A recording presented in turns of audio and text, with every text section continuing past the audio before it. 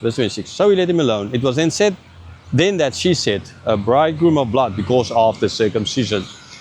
So let's unpack this. God sending him and then wants to kill him. Then Zipporah jumps in, cut off a piece of skin of one of the boys, put it on Moses' feet, and then I'm trying to get my phone into my pocket here to get my hands free, kind of idea, and like caught in the smaller pocket in the middle, right? And sorry for that. Okay, just want to have my hands free here. You know, by now I like talking with my hands.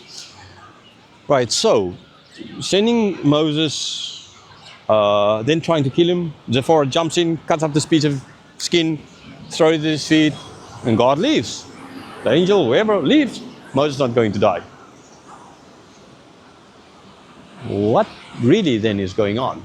Right, this is a really super strange sequence of events. At least from the outside, it looks like a super strange sequence of events. But it actually is not the super strange sequence of events, because like I already mentioned, God told Abram, when he made the covenant with Abram, that is a sign of the covenant, circumcision. Why didn't Moses circumcise his second son? The first son he did, why the second son not? Now, it might have been a question, and this is going to be,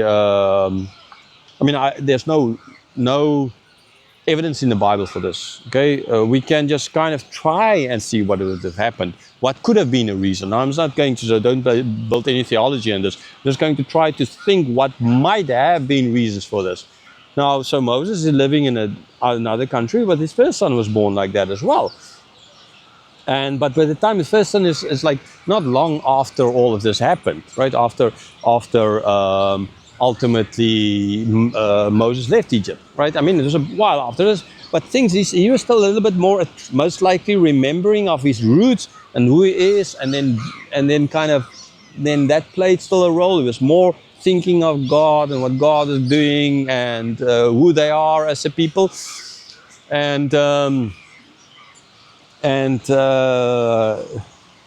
just now a little bit distracted because actually by the church, and it's kind of actually very beautiful now, the church building with the reflection of the sun in it.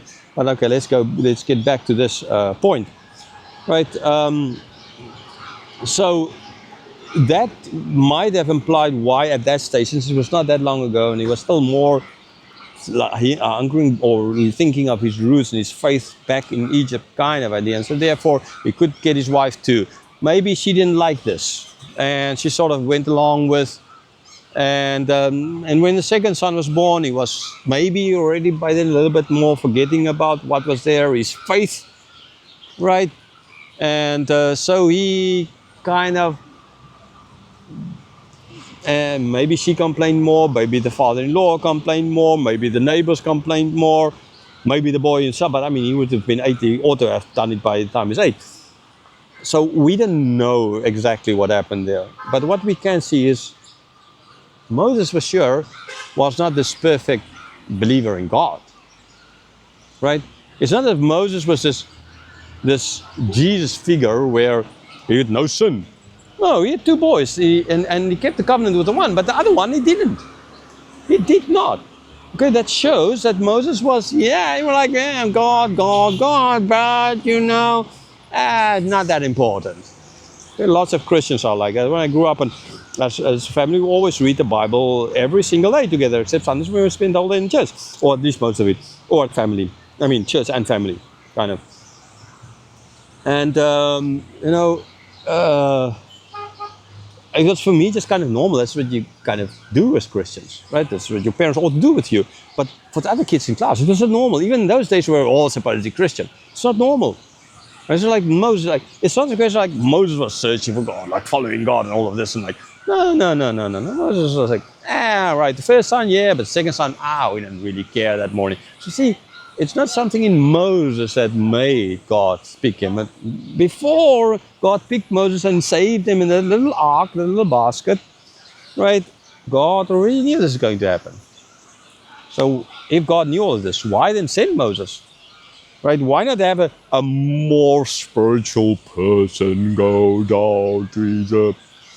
let my people go. Right? You know that song. The Russians laugh. They use one of the Russian banks always used to play that song in their advertisements. Anyhow, God knew this, but so when why? What God is showing to Moses here a very important point, and that is that, yes, I can give you this task, and I can prepare you for 80 years for this, but that does not give you the right to just do whatever you want to. It's not like, oh, since now you're saved, you can just go on and sin because you're saved, and when you sin, your grace becomes more. Romans chapter 6. No, you can't, because you have the Spirit. You can't just go. And this is the same kind of thing that is happening here. God is calling him to this very important task. There's one thing that's not in place there yet, and that is the Son. That is his attitude towards God ultimately, his faith in God ultimately. Before any of this happens, you need to circumcise. You need to be ready when you enter that land. You can't enter it with all of that baggage that you got. You need to circumcise your son. So see, God doesn't, it might sound a little bit weird now, and understand me correctly. God doesn't care that if this guy is not going to do everything as he ought to, that the plan will fall apart. Right? God's not dependent on humans. So if he's not going to, Moses dies. That's that. And God can start afresh. Right? But again, we know that God already, in most likely the reason why Moses didn't do it, maybe the wife already put it in her so as to do this, so that when it happens, she can do it, she can stop, and everything will be well. And that is ultimately the reason why all of this happened. A very interesting story was well showing. So you as a Christian, don't think that you can, okay, now I'm a Christian, I can just live the whatever. No, God cares. You might get sick and die, right? You might still enter heaven by the grace of God, but you might get sick and die. So don't play along with God, right? Like Moses' innocence and stride here. It's not going to work. God is above it. So do understand that and always give the respect to God as he deserves. If we are lucky, we still get the view of the church with the sun reflection in it, which is kind of nice, beautiful view there. But it's not as beautiful now as it was. It was like a little bit more direct, kind of. Yes. Yeah, but just can come around. And some other colonial buildings.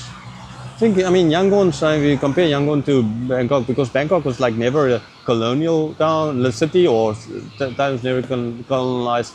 So they don't have these kind of buildings here. So you find a little bit more European influence here in Yangon, which is for tourists to come and watch is kind of nice. At least it's seemingly a little bit kept up and stuff like that, even though the situation is not so good in the country. And now the last place we'll record is in front of this